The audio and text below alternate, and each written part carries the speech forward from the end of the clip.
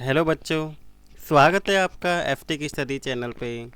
आज हम क्लास 8 का हिंदी का एनुअल एग्ज़ाम पेपर सॉल्व करेंगे। हम 2024 और 25 के सेशन का इवनिंग शिफ्ट का। तो आइए हम इसे सॉल्व करते हैं और इसके आंसर देखते हैं। सबसे पहले हम खंड आ के में हम प्रश्न नंबर 1 देखते हैं। निम्नलिखित गद्यांश को हमें क्या करना है, ध्यानपूर्वक पढ़ना है और इसे पढ़कर हमें क्या करना है, नीचे दिए हुए क्वेश्चंस के आंसर देने हैं। जो प्रत्येक क्वेश्चन कितने मार्क्स का है, 2 मार्क्स का है। 2 क्वेश्चन दिए गए हैं इससे और इन दोनों के आंसर हमें देने। तो आइए सबसे पहले हम पैसेज पढ़ते हैं। ये भी एक कड़वा सच है कि कई स्थानीय व्यंजनों को हमने तथाकथित आधुनिकता के चलते छोड़ दिया है और पश्चिम की नकल में बहुत सी ऐसी चीज़ें अपना ली हैं जो स्वाद, स्वास्थ्य और सरसता के मामले में हमारे बहुत अनुकूल नहीं हैं। हो भी रहा है कि खानपान की मिश्रित संस्कृति में हम कई बार चीज़ों को असली और अलग स्वाद नहीं ले पा रहे हैं। अक्सर प्रतिभोजों और पार्टियों में एक साथ ढेरों चीज़ें रख दी जाती हैं और उनका स्वाद गड़बड़ होता रहता है। तब इससे रिलेटेड हमें क्वेश्चन दिया, पहला पूछा है कि गद्यांश के अनुसार हमने कई स्थानीय व्यंजनों को छोड़ दिया है। तो क्यों छोड़ दिया है? कम स्वादिष्ट होने के कारण, फास्ट फूड की उपलब्धता के कारण, कम पौष्टिक होने के कारण या दिखावटी आधुनिकता के कारण। तो इसका आंसर क्या है? दिखावटी आधुनिकता के कारण हमने क्या करा है, स्थानीय व्यंजनों को छोड़ दिया है। इसी और नेक्स्ट है, प्रतिभोजों में एक साथ कई चीज़ें रखने के क्या परिणाम हुए? जब हम क्या करते हैं, एक साथ कई सारी चीज़ें रख देते हैं तो व्यंजनों के स्वाद में घालमेल हुआ है। ठीक है, जैसे यहाँ पे लिखा है, रख देते हैं उनका स्वाद क्या होता है। तो इसका आंसर क्या है? व्यंजनों के स्वाद में घालमेल हुआ है ये। ठीक है, इसके बाद क्वेश्चन नंबर 2 है जिसमें आपको एक काव्यांश दिया हुआ था और इस काव्यांश को पढ़ के हमें क्या करने थे, आंसर देने थे। इसमें भी आपके 2 क्वेश्चन पूछे गए हैं जो 2 मार्क्स के हैं। सबसे पहले हम काव्यांश को पढ़ते हैं। कठपुतली गुस्से से उबली, बोली ये धागे क्यों हैं मेरे पीछे आगे, इन्हें तोड़ दो, मुझे मेरे पाँव पर छोड़ दो। सुनकर बोली और कठपुतली की हाँ, बहुत दिन हुए हमें अपने मन के छंद छुए। अब इससे पहला क्वेश्चन पूछे गए कि काव्यांश के अनुसार कठपुतली गुस्से में क्यों है? क्योंकि वो धागों से संचालित होने के कारण उसे क्या है, धागों से चलना पड़ता है। इसके कारण कठपुतली क्या है, गुस्से में थी। मुझे मेरे पाँव पे छोड़ दो पंक्ति के माध्यम से कठपुतली कहना चाहती है कि क्या कहना चाहती है? चारों में से क्या आंसर है इसका सही? उसे क्या होना है, स्वतंत्र होने की इच्छा है। तभी वो क्या कहती है कि मुझे मेरे पाँव पे छोड़ दो, यानी कि मुझे स्वतंत्र होना है। इसके बाद प्रश्न नंबर 3 है, व्याकरण से पूछे गए 4 क्वेश्चन इसके अंदर। सबसे पहले हमें बताना है कि निम्नलिखित में से भाववाचक संख्या बताइए। तो भाववाचक संख्या वो होती है जिसे हम सिर्फ फील कर सकते हैं। आप तुलसीदास व्यक्ति का नाम भी देख सकते हैं, पुस्तक भी देख सकते हैं, पर्वत भी देख सकते हैं, लेकिन बुढ़ापा क्या है, एक भाववाचक संज्ञा है। व्यक्तिवाचक संज्ञा बताना है, चतुर्भुज, नदी के भी नाम होते हैं, ये सब क्या है, ये जातिवाचक संज्ञा। ये तीनों, जो ये काशी है ये किसी का नाम है, तो ये क्या है, एक व्यक्तिवाचक संज्ञा है। वह फुटबॉल खेल रहा है, इसमें सर्वनाम क्या है, संज्ञा ये है, संज्ञा के वह। ठीक है, तो यहाँ पे जो वह होगा वो क्या है, सर्वनाम है। लघु सरिता में विशेषण के भेद बताना है। सरिता है लेकिन कैसी है, लघु है, तो ये क्या बता रहा है, गुण बता रहा है, यानी कि ये क्या है, गुणवाचक विशेषण है। इसके बाद प्रश्न नंबर 4 है, भारतवर्ष में ने कभी भी भौतिक वस्तुओं के संग्रह को बहुत अधिक महत्व नहीं दिया है। उसकी दृष्टि से मनुष्य के भीतर जो महान आंतरिक गुण स्थिर भाव में बैठा हुआ है वही चरम और परम है। लोभ, मोह, काम, क्रोध आदि विचार मनुष्य में स्वाभाविक रूप से विद्यमान रहते हैं। पर उन्हें प्रधान शक्ति मान लेना और अपने मन तथा बुद्धि को उन्हीं के इशारे पे छोड़ देना बहुत बुरा आचरण है। भारत ने कभी भी उन्हें उचित नहीं माना, उन्हें सदा संयम के बंधन से बांधकर रखने का प्रयत्न किया है। परंतु भूख की उपेक्षा नहीं की जा सकती, बीमार के लिए दवा की उपेक्षा नहीं की जा सकती और गुमराह को ठीक रास्ते पर ले जाने के लिए उपायों की उपेक्षा भी नहीं की जा सकती। तो ये था पैसेज गद्यांश। अब हम इसको पढ़ के क्या करेंगे, इसके क्वेश्चंस देखते हैं। सबसे पहला जो क्वेश्चन पूछा गया था कि गद्यांश के अनुसार भारत ने भौतिक वस्तुओं को संग्रह की बजाय किस चीज़ को अधिक महत्व दिया है। तो किसको दिया है, मनुष्य के आंतरिक गुणों को दिया है। गद्यांश के अनुसार बुरा आचरण क्या है, गद्यांश के अनुसार मन और बुद्धि को निरुकुश छोड़ देना एक बुरा आचरण है। नेक्स्ट, गद्यांश के अनुसार किसकी उपेक्षा नहीं की जा सकती, भूख, दवा और गुमराह व्यक्ति की उपेक्षा नहीं की जा सकती। प्रस्तुत गद्यांश का संबंध मनुष्य के किससे है, ये किससे है, मनुष्य के आचरण से है। इसके बाद आपको एक काव्यांश दिया हुआ है सूरदास के पद से। मैया कब ही बढ़ेगी चोटी, इसमें कृष्ण जी कहते हैं कितनी बार मोही दूध पियत भाई, ये अजऊ है छोटी। तू जो कहीन बल की बेनी, जो है लांबी मोटी।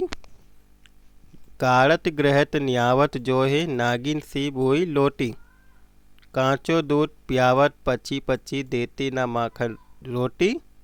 सूर चिरंजीवो दो भैया, हरी हलदर की जोटी। अब इस काव्यांश से पूछा गया कि बालक कृष्ण माँ यशोदा से क्या बढ़ने की बात कह रहे हैं। तो इसमें क्या बढ़ने की बात कह रहे हैं, चोटी। देखिए यहाँ पे देखेंगे, ठीक है, कब बढ़ेगी चोटी, ठीक है। तो इसमें श्री कृष्ण जी चोटी बढ़ने की बात कह रहे हैं। इसके बाद काव्यांश के अनुसार बालक कृष्ण माँ यशोदा से किसके बढ़ने की बात पूछते हैं, ये तो हो गया चोटी। नेक्स्ट क्वेश्चन है काव्यांश के अनुसार बालक कृष्ण अपनी चोटी बढ़ने के लिए क्या प्रयत्न करते हैं। तो वो क्या प्रयत्न करते हैं, वो रोज क्या पीते हैं, दूध का आहार लेते हैं। नेक्स्ट क्वेश्चन है बालक कृष्ण माँ से क्या न देने की उल्हाना करते हैं, क्या नहीं देते, माखन रोटी, ठीक है। इसके बाद नेक्स्ट क्वेश्चन है इस पद की रचयिता कौन है। तो ये किसने लिखी है, सूरदास जी ने लिखी है। इसके बाद निम्नलिखित प्रश्नों के हमें उत्तर देने हैं। बदलू किस चीज़ की गोली लेकर लेखक को देता था। तो किस चीज़ की गोली देता था, लाख की। बस की यात्रा पाठ में बस कैसी थी, बहुत वयोवृद्ध और दीनहीन थी। इसके बाद प्रश्न नंबर 7वां है, इसमें फर्स्ट में पूछा ये सबसे कठिन समय नहीं है। कविता प्रेरित करती है, क्या प्रेरित करती है, आशावाद रहने की।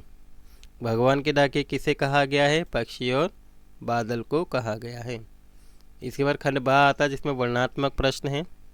इसमें हमें चारों के आंसर देने हैं। 1 मार्क से क्वेश्चन पूछा है राजा रंग में कौन सा समास है। तो राजा रंग में द्वंद्व समास है, ठीक है। इसका आंसर क्या है, ये द्वंद्व समास। नेक्स्ट, भाग्यवान शब्द में मूल शब्द और प्रत्यय बताना है, ठीक है। तो भाग्य क्या है, मूल शब्द है, और वान क्या है, प्रत्यय है। कामयाब शब्द का भाववाचक क्या होगा, कामयाबी, ठीक है। इसका आंसर ये है। फोर्थ, सुंदर फूल ले जाओ, इसमें विशेषण बताना है। फूल की विशेषता सुंदर बता रहा है, तो यानी कि सुंदर क्या है, विशेषण है। इसके बाद प्रश्न नंबर 9 है ये सबसे कठिन समय नहीं है बताने के लिए कवित्री द्वारा दिए गए कोई एक तर्क बताइए। तो एक तर्क क्या है, डाली से गिरती हुई पत्ती को थामने के लिए एक हाथ हमेशा क्या है, तैयार है, जो उसे क्या दे रहा है, सहारा दे रहा है। तो आपको कोई एक तर्क लिखना था, आप ये लिख सकते हैं इसमें। इसके बाद नेक्स्ट है कवि ने तलवार और म्यान में किसका मोल करने की बात की है। तो किसका मोल करने की बात की है, तलवार की। बालक किस लालच में दूध पीने के लिए तैयार हो जाते हैं, चुटिया लंबी होने के लालच में, ठीक है, चोटी लंबी होने के लालच में। एक महादेश से दूसरे महादेश में कौन जाते हैं, पक्षी और बादल जाते हैं। निम्नलिखित प्रश्नों के उत्तर गत बातों के आधार पर देने हैं हमें, ठीक है। ये रे सबसे पहला है लाला झावलाल का मकान कहाँ पर स्थित था, तो ठठेरी गली काशी में स्थित था। नेक्स्ट, बदलू को किस चीज़ से नफरत थी, बदलू को कांच की चूड़ियों से नफरत थी।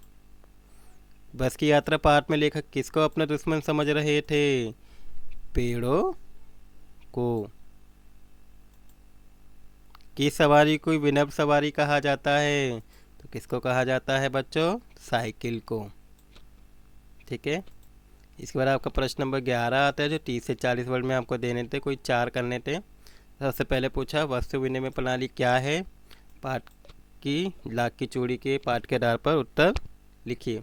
तो आपको पता है कि वस्तु के बदले में जब हम वस्तु का लेन देन करते हैं तो उसे हम वस्तु प्रणाली विनिमय प्रणाली कहते हैं, जिसमें हम मुद्रा का प्रयोग नहीं करते। आपको बदलू को देखा होगा कि बदलू क्या करता था, वस्तु विनिमय का ही यूज़ करता था लाख की चूड़ी चैप्टर में। नेक्स्ट क्वेश्चन पूछा था ग्रामीण महिलाओं के लिए साइकिल चलाना आज़ादी का प्रतीक किस प्रकार बन गया, तो महिला साइकिल सीखने के कारण आत्मनिर्भर हो गई। अब अपना कार्य करने के लिए वो औरों पर डिपेंड नहीं थी, वो अपना काम खुद कर सकती थी। क्वेश्चन नंबर 3 है लाला झावलाल का बेढंगा लोटा पसंद नहीं था, लेकिन वे अपनी पत्नी को कुछ नहीं बोले, वे चुप क्यों रहे। अपने विचार लिखिए। क्योंकि वे अपनी पत्नी का अदब मानते थे। इसके अतिरिक्त उन्होंने सोचा कि अभी तो अब पानी लोटे में मिल रहा है, कहीं बाद में बाल्टी में खाना ना मिलने लगे, अर्थात इससे भी बुरी स्थिति उनकी हो सकती है। इसके बाद क्वेश्चन नंबर 4 है धोखे मिलने के बाद भी लेखक निराश क्यों नहीं है, क्या निराश हुआ जाए, पाठ के आधार पर हमें इसका आंसर देना है। लेखक केवल उन्हीं बातों का हिसाब नहीं रखना चाहता जिनसे उसे धोखा पाया है, उसे वे घटना भी याद है जब लोगों ने आकलन की ही सहायता की थी। इसके बाद प्रश्न नंबर 12 है। प्रश्न नंबर 12 में फर्स्ट क्वेश्चन है कबीर के अनुसार सुमरिन की सच्ची परिभाषा क्या है, तो हाथ में माला फेरना, मुख और जीभ से भजन करना ही सुमरिन नहीं, बल्कि सच्चे हृदय से भगवान को याद करना भी क्या है, सुमरिन है। सेकंड क्वेश्चन है ये सबसे कठिन समय नहीं, पाठ के आधार पर बताइए कि चिड़िया चोंच में तिनका दवा को उड़ाने की तैयारी में क्यों है, तो वे उस तिनके का यथास्थान रखकर अपने साथ अपने अंडे बच्चों के लिए घोंसला बनाना चाहती है, इसलिए वो क्या है, उस तिनके को चोंच में दवा को उड़ने की तैयारी में है। नेक्स्ट क्वेश्चन है माखन चुराने के लिए बालकृष्ण क्या क्या जतन करते हैं, तो वे क्या क्या जतन करते हैं, दोपहर के समय सुनसान घर की तलाश में दरवाज़ा खोलकर उसमें घुस जाना और ओखली पर चढ़कर छीके रखा गोरस क्या करते थे, वो उतारा करते थे। इसके बाद नेक्स्ट है कबीर घास की निंदा करने में से क्यों मना करते हैं, तो संसार का प्रत्येक तत्व महत्वपूर्ण है, तिनका भी आँख में जाने पर क्या देता है, हमें दर्द देता है, पीड़ा देता है, और मनुष्य को क्या करना चाहिए, उसी प्रकार अपना अहंकार से भी क्या रहना चाहिए, दूर रहना चाहिए। इसके बाद आपका प्रश्न नंबर 13 था, जिसमें आपको एक अनुच्छेद लिखना था, या तो वायु प्रदूषण के ऊपर, या होली, या इसके एक भारत श्रेष्ठ भारत के ऊपर आपको अनुच्छेद लिखना था, किसी एक पर। तो आप इसे अपने लैंग्वेज में इजीली लिख दिया होगा, आपने इजीली भी लिख भी सकते हैं। इसके बाद प्रश्न नंबर 14 है, इसमें आपको पत्र आया था। पहले पत्र में था कि अपनी बड़ी बहन के विवाह में सम्मिलित होने के 2 दिन के लिए छुट्टी का प्रधानाचार्य को पत्र लिखना था, सिंपल था ये। और देशभक्ति गीत प्रतियोगिता में प्रथम आने पर आपको अपने छोटे भाई को बधाई देते हुए एक पत्र लिखना था, जिसे आप अपनी इजी लैंग्वेज में अपनी लैंग्वेज में लिख सकते हैं। तो ये थे जो 14 क्वेश्चन जो आपके पेपर में आए थे, जिनके मैंने आपको आंसर बता दिए हैं। आई होप आपको वीडियो अच्छी लगी होगी। अगर आपको वीडियो अच्छी लगी है तो please like the video and share the video, और अगर आप मेरे चैनल पे नए हैं तो please subscribe the channel. Thank you for watching video.